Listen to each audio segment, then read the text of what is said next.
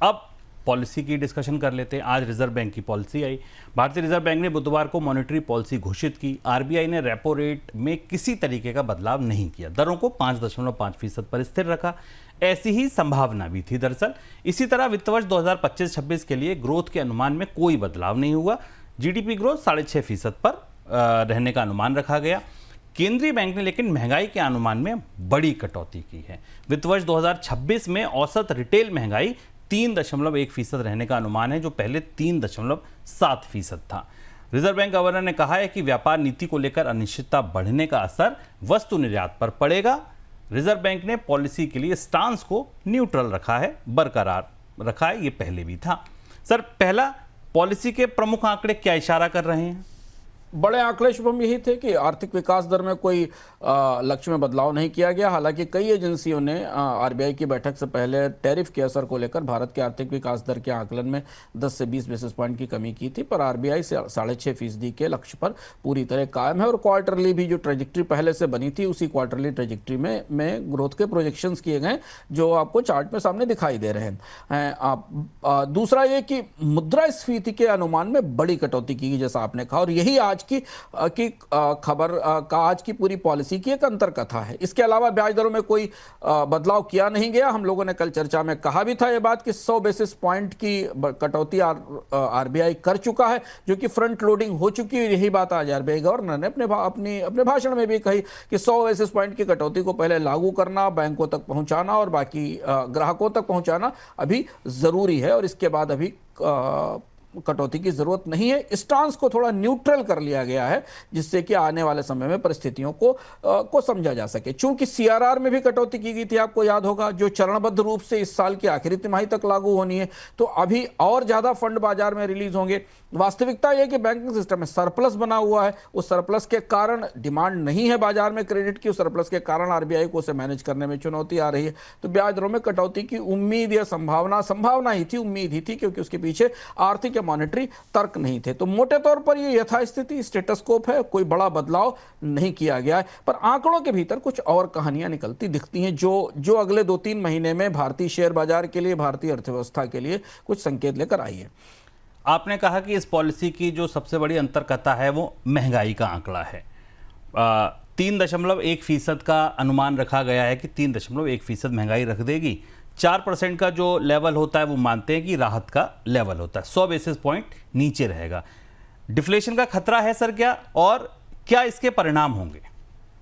Deflation का खतरा थोड़ा कहीं ना कहीं अब भारतीय अर्थव्यवस्था में बनता दिख रहा है, क्योंकि परिस्थिति केवल यहीं से नहीं, कई और भी पहलू पिछले 2-3 महीनों में बने हैं, पिछले 1 महीने में बने हैं, जिससे आप इस आंकड़े को करीब से देख सकते हैं। काफी बड़ी कटौती है मुद्रास्फीति के अनुमान में। 4% तो सहनीय स्तर है। 4% भी अगर महंगाई नहीं होगी तो कंपनियों के रिटर्न से बाकी लोग रिटर्न कैसे आएंगे? 4% से नीचे है, बल्कि जून के लिए तो काफी कमी की बात है। और अगर आप रेगुलर आंकड़े में देखें तो शुभम, WPI तो लंबे समय से डिफ्लेशनरी जोन में खिसक चुका है, दिख रहा है। होलसेल सूचकांक जो बता रहा है कि कंपनियों के मार्जिन दबे हुए हैं। अब यहां से हम वो चीज समझने की कोशिश करते हैं कि आरबीआई ने महंगाई में इतनी बड़ी कटौती क्यों की है, और इस कटौती के बावजूद आरबीआई ने ब्याज दरों में कमी क्यों नहीं की, क्योंकि चुनौती कहीं ना कहीं दूसरी जगह मांग कम होने की दिखाई दे रही है। अगर आप जून की महंगाई देखें तो आरबीआई के लक्ष्य से लगभग आधी है, 2% के आसपास है। अनाज और खाद्य तेल और ईंधन की कीमतों में तेज गिरावट है, 8 से 13% के आसपास कम है। चूंकि पूरी दुनिया में सप्लाई ज्यादा है, मांग कमजोर है। खरीफ की फसल के बावजूद भारत में अगर आप दोनों प्रमुख फसलों की परिस्थिति देखें सरकार के भंडारों में, तो कीमतों पर दबाव बना हुआ है। सबसे बड़ी चिंता यह कि अमेरिकी टैरिफ से निर्यात टूटेगा, जिसकी हमने कल चर्चा की थी। करीब से 25 से 26 बिलियन के आसपास का निर्यात घटने की संभावना है। यह सारा माल भारतीय बाजार में वापस लौटेगा या उत्पादन में कटौती होगी। तो ये जो सरप्लस उत्पाद है, ये भारतीय बाजार में खपाने की कोशिश की जाएगी, और नहीं तो फिर इनके लिए कंपनियों को अपना उत्पादन घटाना होगा, जो बाजार में सप्लाई या आपूर्ति बढ़ाएगा, डिफ्लेशनरी खतरा बढ़ाएगा। अच्छे मानसून से भी सप्लाई बढ़ेगी, मानसून तो बहुत अच्छा है, लेकिन ग्लोबल बाजार में अगर आप देखिए तो सारी कृषि कीमतों पर दबाव बना हुआ। राइस की कीमत पर भी प्रेशर दिख रहा है, जो हम लोग कमोडिटी के कवरेज में आपको बराबर बताते हैं। अमेरिका जो कि बड़ा बायर था बासमती का राइस का, वहां निर्यात मुश्किल है, तो अंतर्राष्ट्रीय स्तर पर भी मांग में कमी है, और यह सरप्लस प्रोडक्शन भारत में डिफ्लेशन पैदा करेगा।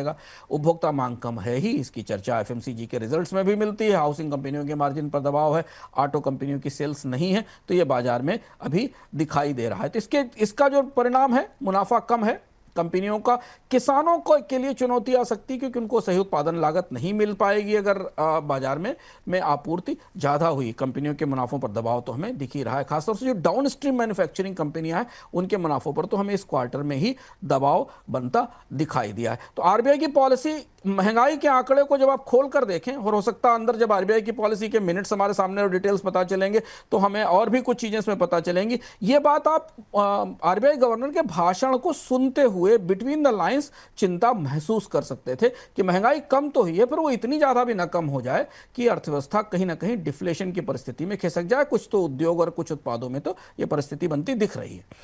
सर, तीसरा सवाल ये, फिर भविष्य को लेकर क्या दुविधा है, संभावना क्या नजर आ रही है? देखिए, रिजर्व बैंक की दुविधा यह है कि 5.5% की रेपो दर से नीचे और क्या करेगा। आप खुद सोचिए, 5.5% से नीचे रेपो रेट का मतलब, ये अभी इस स्थिति में बैंकों पर डिपॉजिट्स पे रेट नहीं बची है, कोई रिटर्न नहीं बचा हुआ है। 100 बेसिस पॉइंट की कटौती के बाद अब इसके बाद कोई बड़ी गुंजाइश नहीं है।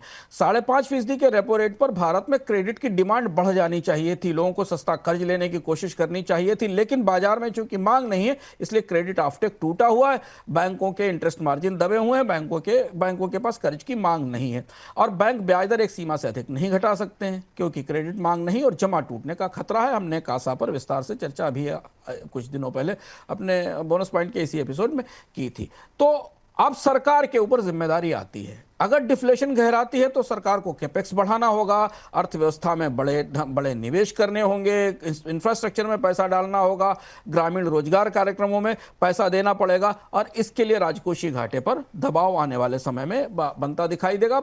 विशेष प्रोत्साहन अर्थव्यवस्था को देने की जरूरत होगी। भारत अभी डिफ्लेशन में नहीं है, कुछ सेक्टर्स में डिफ्लेशन के संकेत दिखना शुरू हुए, लेकिन जोखिम बढ़ रहा है। और सबसे बड़ी चीज है शुभम की, जब नॉमिनल जीडीपी ग्रोथ रेट पहले ही दहाई से नीचे, जो अभी आंकड़े आए, अगर महंगाई की दर एक 3%, 2.5% के आसपास रहती है तो भारत की जो नॉमिनल जीडीपी ग्रोथ रेट है वो और नीचे आ जाएगी। अगर आप उसे जोड़ लें तो वो 8%, 9% के आसपास आ जाएगी, जितनी की रियल जीडीपी ग्रोथ रेट कभी हुआ करती थी। इसका असर टैक्स कलेक्शन पर और बाकी चीजों पर पड़ेगा। यह तस्वीर हमें आरबीआई की पॉलिसी से मैक्रो पिक्चर आज निकलती दिख रही है, कम से कम अगली तिमाही के लिए।